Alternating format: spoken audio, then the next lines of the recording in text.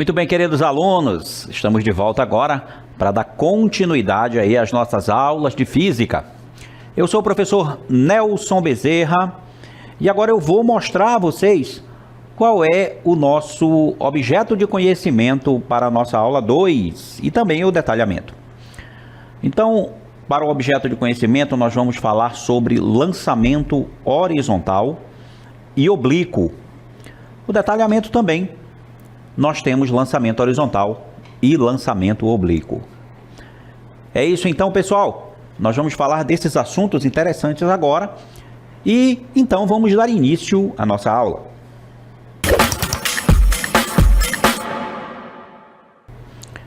Muito bem, alunos, queridos alunos, estamos aqui de volta para apresentar um assunto bastante interessante, um pouquinho de complicação aqui a mais do que nós vimos aí nas aulas anteriores, e agora a gente vai falar sobre um movimento muito interessante que é o lançamento horizontal. Mas antes da gente começar a falar do lançamento horizontal, vamos falar de um princípio da física muito interessante, que é o princípio da independência de movimentos que são simultâneos.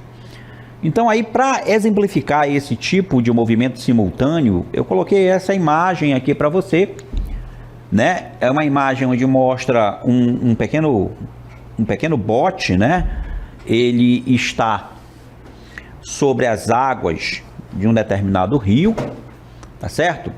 E nesse rio tem a correnteza do rio que vai fazer com que o barco se movimente, e também nós temos a própria velocidade do barco, né? Se alguém está remando esse barco, ele vai numa certa direção. Então, se você tem uma velocidade, né, que leva uma velocidade de arrasto aqui, que é a velocidade da correnteza, e somada com a velocidade aqui dos remos, né, se o barco está indo nessa direção e sentido, então eu vou ter dois movimentos simultâneos que vai resultar num movimento que não vai ter nem essa direção aqui da correnteza e nem a direção para onde você está remando.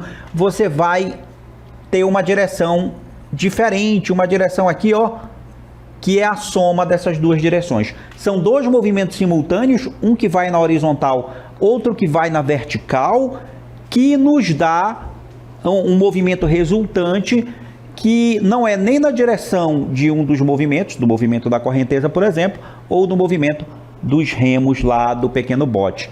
E a gente diz que esses dois movimentos somados resultam num único movimento. Então a gente tem esse princípio que é chamado da independência dos movimentos simultâneos. Apesar de que nós temos dois movimentos independentes, nós temos além disso um movimento que é simultâneo, que na verdade é uma soma vetorial dos dois movimentos, né? Do movimento da correnteza e do movimento do pequeno bote. Então é muito interessante a gente conseguir entender esse princípio, né? Que apesar desses dois movimentos gerarem um outro movimento resultante, a gente pode estudar esse movimento resultante estudando os movimentos independentes, ou seja, estudando o movimento da correnteza e estudando o movimento relativo ao remo do barco, né? Que ele vai lá numa outra direção. Então nós temos para esse princípio o seguinte, olha só. Se um móvel apresenta um movimento composto, e aí já generalizando para qualquer móvel, né? Tirando do nosso exemplo aí específico, que é do pequeno bote. Então, se um móvel apresenta um movimento composto, cada um dos movimentos componentes se realiza como se os demais não existissem e no mesmo intervalo de tempo. E aí é importante porque esses movimentos acontecem simultaneamente, ou seja, no mesmo intervalo de tempo. Tá certo? E o movimento que a gente vai começar a estudar agora se baseia também nesse princípio, que é o nosso lançamento horizontal. Pessoal, o lançamento horizontal é um movimento resultante da combinação de dois movimentos simultâneos. Um desses movimentos, que é o movimento na direção horizontal, é um movimento conhecido como movimento uniforme. E quais são as características principais do movimento uniforme? O movimento uniforme ele tem a velocidade sempre constante. tá? É a característica principal do movimento uniforme, é que ele possui uma velocidade sempre constante. Você vê aí na figura o nosso pequeno carrinho, ele se movimenta em intervalos de tempos iguais com a mesma velocidade. Ou seja, a 20 segundos ele está a 20 metros por segundo, depois em 40 segundos a velocidade dele não muda, continua sendo 20 metros por segundo e assim sucessivamente. Ou seja, eu tenho um movimento que é uniforme, é o movimento horizontal, tá certo? E juntamente com esse movimento horizontal, eu também terei um movimento no sentido vertical. E o movimento nesse sentido vertical é um movimento conhecido como queda livre. E aí você tem na imagem, né, o salto de alguns paraquedistas para a gente ilustrar como é a queda livre, né? Como o próprio nome diz, queda livre é um movimento onde o móvel é solto de uma determinada altura e ele cai em direção ao solo, tá certo? A única força que atua nesse caso da queda livre é a força gravitacional, né? Que é o que puxa os corpos para baixo. A força da gravidade da Terra, ela puxa todos os corpos em direção ao seu centro, ela que nos mantém dentro do planeta. Então nós temos aí que a queda livre é um dos componentes aí desse movimento que a gente chama de lançamento horizontal, tá certo, pessoal? Agora veja, no lançamento horizontal a gente vai aplicar o princípio da independência dos movimentos simultâneos. Haja vista que no eixo horizontal temos um movimento uniforme e no eixo vertical um movimento uniformemente variado. Pessoal, a trajetória que se forma é o ramo de uma parábola e você deve estar curioso, né? Porque a gente está falando desse movimento que é o lançamento horizontal, mas a gente ainda não viu o lançamento horizontal acontecer realmente. A gente falou que tem um movimento na horizontal, tem um movimento na vertical, que são os movimentos simultâneos que compõem o lançamento horizontal. Mas como é que é esse lançamento horizontal? E a gente vai elucidar aí a sua curiosidade com uma pequena animação mostrando para você então esse lançamento horizontal. Vamos então à nossa animação. Olha só, pessoal, uma bolinha rolando por cima de uma mesa, né? Essa é a parte do movimento horizontal. Ela rola na mesa. Quando ela cai da mesa, ela é lançada horizontalmente e cai sobre o efeito da gravidade. Vamos aí repetir o vídeo para você. Olha só. Lá vai a nossa bolinha no movimento horizontal. Quando ela chega na beira da mesa, a bolinha cai. E aí ela não deixa de ter movimento horizontal, tá, pessoal? Ela parou ali só para que você percebesse que ali naquele ponto tem um ponto de atenção. Mas o movimento é contínuo, né? Quando ela cai, certo? Quando ela cai sobre o efeito da gravidade. Mas ela não deixa de ter velocidade na direção horizontal. Então ela tem duas velocidades. Uma da direção horizontal, que é um MRU, você vê aí, ó, o MRU, movimento retilíneo uniforme, que é o movimento uniforme. E nós temos o MRUV, que é a queda livre, é o movimento retilíneo uniformemente variado, porque nesse caso eu tenho uma variação de velocidade, já que a bolinha cai sob o efeito da aceleração da gravidade. E aí você tem que pensar o seguinte, gente, se a bolinha está caindo sobre o efeito da gravidade, ela está caindo sobre o efeito de uma aceleração. Então, a velocidade dela varia com o tempo. Ou seja, conforme a bolinha vai caindo, a velocidade dela no eixo vertical, que é para baixo, que é onde a gravidade está puxando ela, eu tenho um aumento de velocidade. Mas no eixo horizontal, porque além de cair, ela também se movimenta na direção horizontal, então aí eu tenho um movimento uniforme com velocidade constante. Então são dois movimentos diferentes, um na direção horizontal, um na direção vertical, que resultam em um único movimento, que é o lançamento horizontal.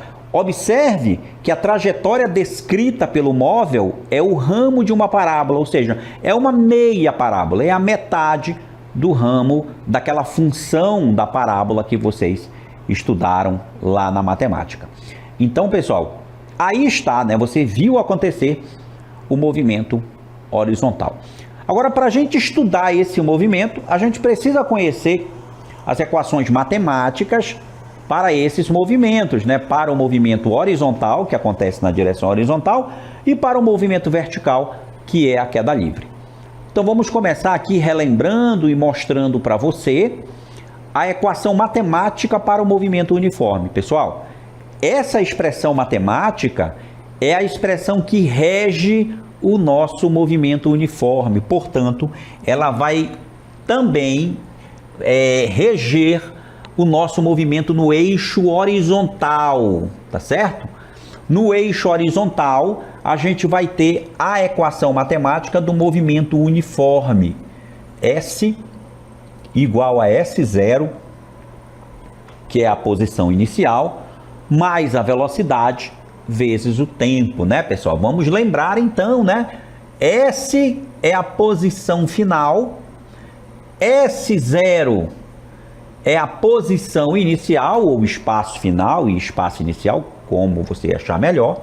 O V da expressão, ele simboliza a velocidade, e aqui a gente tem a variável temporal, que é o tempo, já que isso aqui é uma função do primeiro grau do espaço em função do tempo. Ou seja, o espaço muda com o tempo muda, o espaço também muda, tá certo?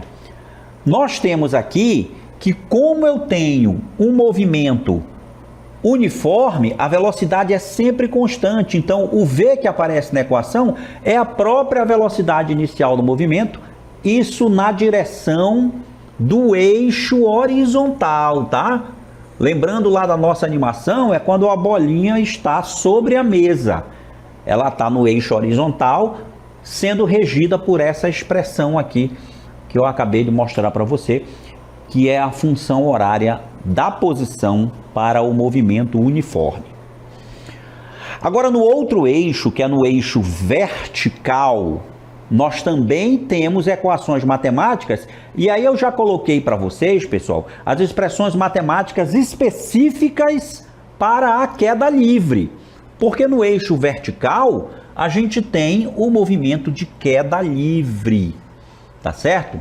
E eu coloquei aqui duas expressões matemáticas, as mais importantes, né? Porque também nós temos a equação de Torricelli, que podia ser inserida nesse contexto, mas nós estamos aqui mostrando a equação que me dá a altura, né? A altura de onde o corpo cai. Esse H aqui, ele é a posição no eixo vertical. Pessoal, essa equação matemática, ela vai ser deduzida lá da expressão do movimento uniformemente variado, né? Aquela expressão lá, S igual a S0 mais V0 vezes T mais o G T ao quadrado sobre 2, né? A gente, considerando que esse S e esse S0 aqui, que é o S menos S0, é a altura, é a distância que ele percorre no eixo vertical, a gente representa ele por H. Como na queda livre, a velocidade inicial do movimento é sempre zero, né? Porque ele é solto, não existe velocidade no eixo, não existe velocidade inicial no eixo vertical, essa parcela da equação aqui, ela some. E aí olha o que fica. Se esse cara aqui, S igual a S0, que é S menos S0, né?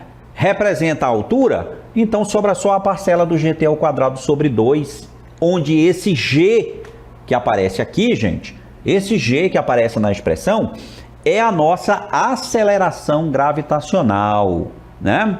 Que a gente geralmente considera esse G como sendo uma constante física muito importante, que na maioria das vezes, para questões de simplificação, a gente considera que o G vale 10 metros por segundo ao quadrado. Na verdade, gente, o G depende da altura que você está. Depende da posição onde você está no planeta. Se você está em cima de uma montanha, por exemplo, né, numa altura bem elevada, o G muda, o G diminui. A aceleração da gravidade lá é menor, certo? Se você está ao nível do mar, ela vai ser 9,8 metros por segundo ao quadrado, e a gente arredonda esse valor então para 10, tá, pessoal? Então, olha só, essa expressão aqui, h igual a gt ao quadrado sobre 2, é uma função da altura pelo tempo, porque o t representa o tempo, né? E essa expressão ela é muito poderosa porque ela me diz de onde foi que o corpo caiu, de que altura o corpo caiu quando eu estou estudando a queda livre. E essa equação aqui é a equação da velocidade, já que no movimento uniformemente variado, eu tenho uma expressão para o espaço, que é essa que eu escrevi aqui, e tenho uma expressão para a velocidade, que é v igual a v0 mais g vezes t. Como não tem v0, como v0 é zero, fica só v igual a g vezes t, onde o g, você já sabe, é a aceleração gravitacional.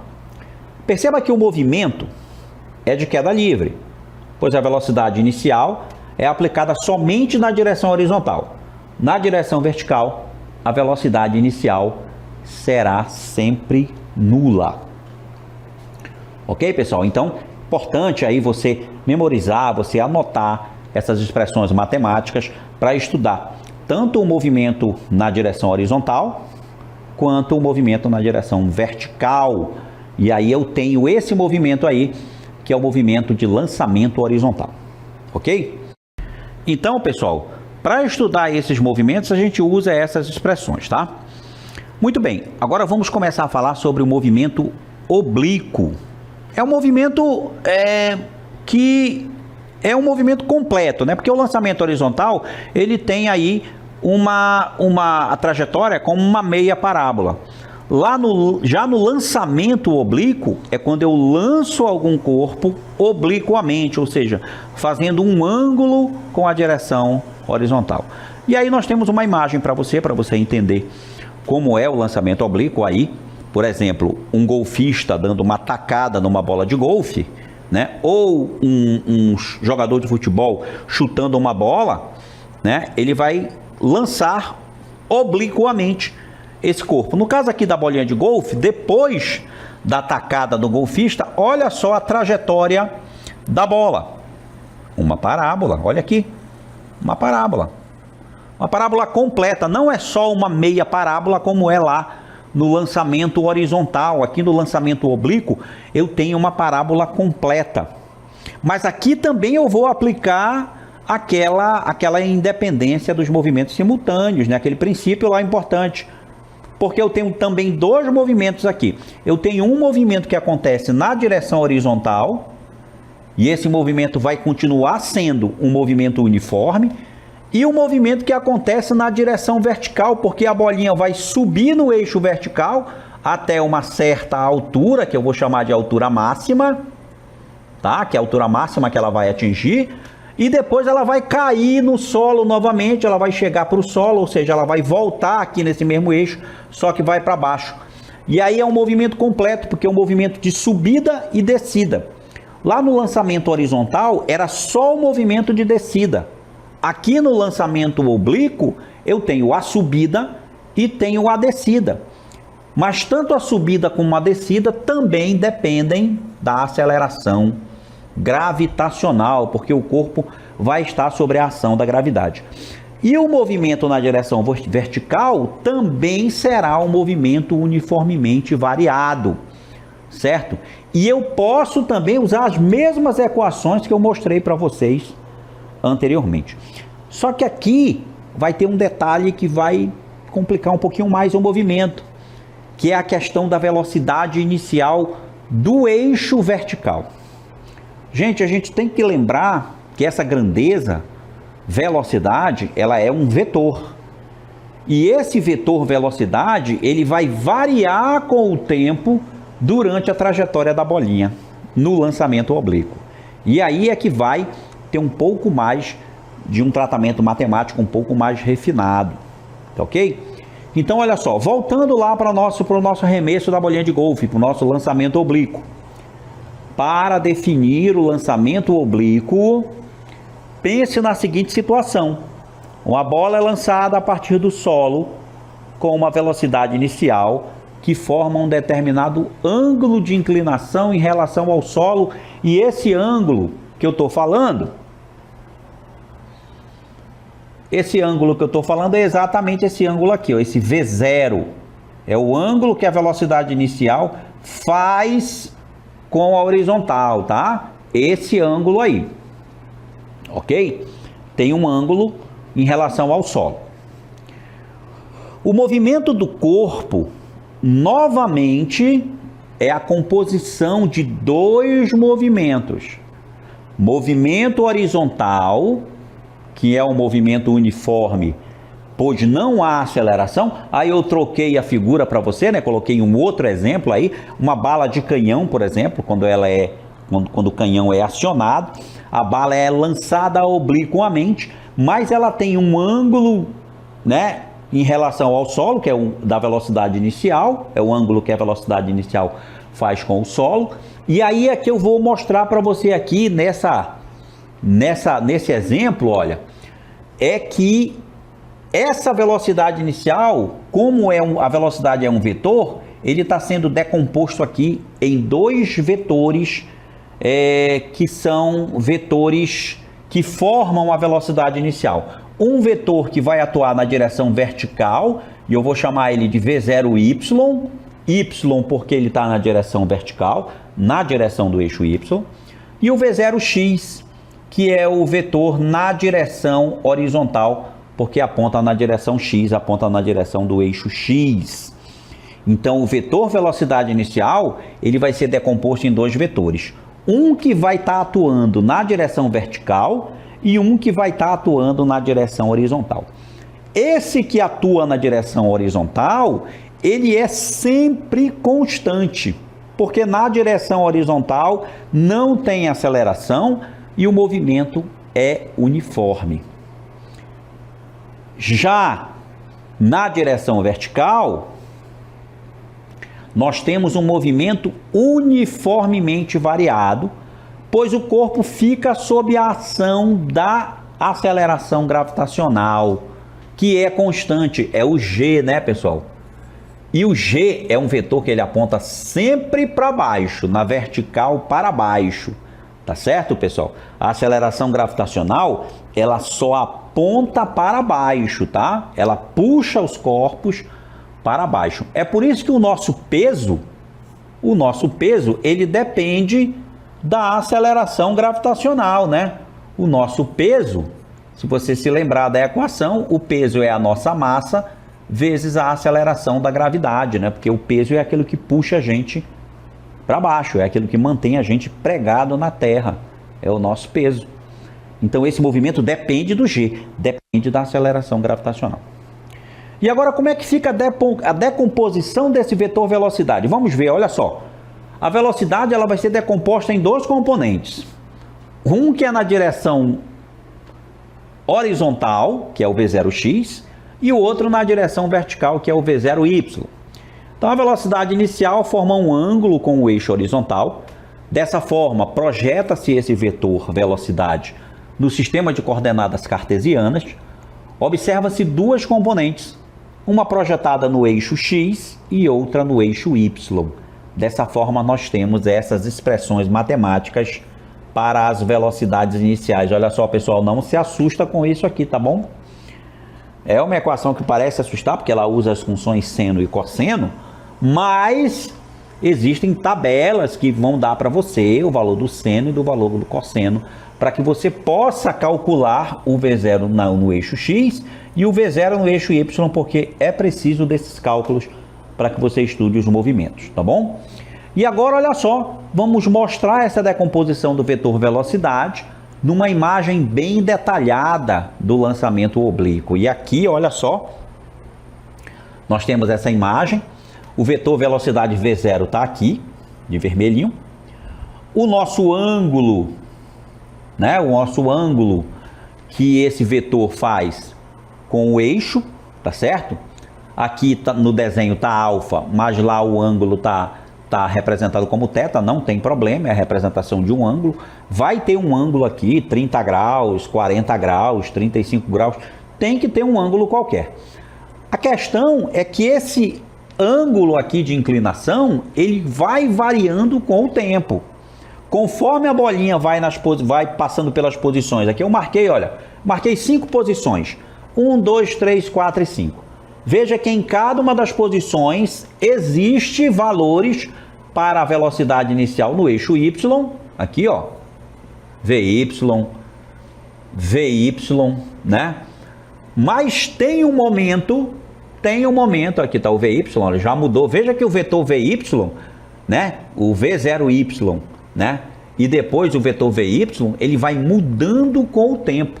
E tem um momento que esse vetor não existe, que é quando o nosso móvel alcança a sua altura máxima.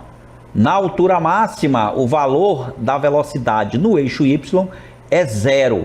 É como se o corpo desse uma paradinha no ar antes de cair, né? É como se você jogasse uma pedra para cima, no eixo vertical, só no eixo vertical, a pedra sobe, num determinado momento ela para um pouquinho e depois volta, né? Na hora que ela para, não tem velocidade, ela parou para inverter o movimento. Nesse momento a velocidade é 0. Então tem um momento que a velocidade é 0, que é quando ele atinge a altura máxima. Depois ela passa a existir, ó, até ela voltar a ser máxima quando atinge o solo de novo.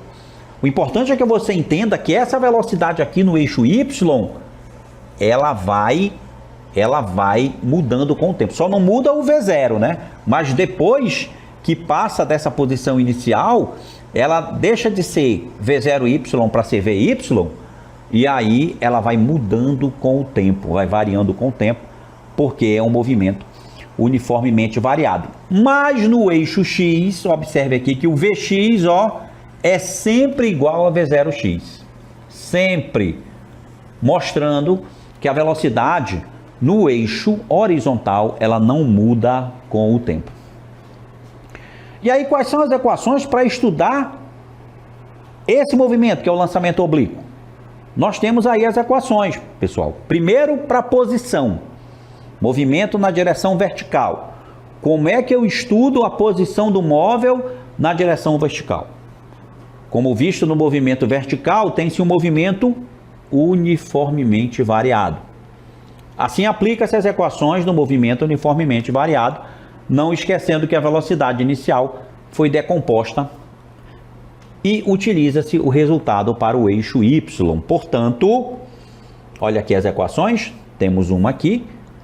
A posição no eixo Y é igual a V0Y vezes t, mais gt ao quadrado sobre 2. Veja que é parecida com a equação do lançamento horizontal, só que apareceu aqui a parcela do V0Y, que lá no lançamento horizontal não tinha, mas no oblíquo tem o V0Y, e ele é aquele valor lá, V0 vezes o seno do ângulo de inclinação da velocidade inicial. Já a velocidade, né, porque o corpo varia de velocidade, o VY aqui, ó, ele vale V0Y mais GT. Lembra que lá no lançamento horizontal era só GT, não tinha a parcela do V0, porque o móvel só fazia a metade do movimento. Aqui o movimento é completo. Então, para mim estudar no eixo Y, tem essas duas equações. Ok? Então, o movimento na direção vertical, pessoal, novamente vamos mostrar aí a imagem para você, ó, com as equações aparecendo ali agora no cantinho. A equação para a posição no eixo Y é V0Y vezes t mais gt ao quadrado sobre 2, e VY é igual a V0Y mais gt. Agora, G é a aceleração gravitacional, ela é sempre negativa no movimento de subida e positiva no movimento de descida, isso é importante. Na altura máxima, a velocidade VY é nula. O tempo de subida é igual ao tempo de descida, desde que suba a partir de uma altura e volte ao mesmo nível. Já o movimento na direção horizontal é simples, porque é um movimento uniforme. A equação para estudar o movimento na direção horizontal é simplesmente x igual a V0x vezes o tempo, ou seja, V vezes t. O V0x é sempre constante, igual a Vx. Podia colocar somente V vezes t, aí não tem problema. E aí aparece novamente a imagem para você, mostrando lá a equação, como é que se estuda o movimento no eixo x, V0x vezes t. É importante ainda que a gente fale sobre o alcance do lançamento, isto é, a distância que o móvel chega na direção horizontal, que é obtida através dessa expressão matemática aqui, ó. O alcance é na direção do eixo do eixo Y, né? O alcance é na direção do eixo X, aliás, né? E eu posso calcular o alcance aqui, ó, como sendo V0 ao quadrado vezes seno de 2θ dividido por G. Usando essa equação, eu encontro o alcance aqui, né? Nós temos que o alcance, né, no eixo X é encontrada por essa expressão aí. Agora, esse ângulo que aparece aí para encontrar o alcance, né? Os estudos realizados revelaram que para eu conseguir um maior alcance com o lançamento oblíquo, o ângulo de lançamento tem que ser um ângulo de 45 graus, ou seja, se eu der um ângulo de inclinação de 45 graus, eu vou conseguir jogar o móvel o mais distante possível, ou seja, ele vai ter um maior alcance. Muito bem, pessoal, eu espero que vocês tenham gostado da aula. Eu vou encerrar a aula por aqui com vocês e encontro vocês numa próxima oportunidade. Tchau!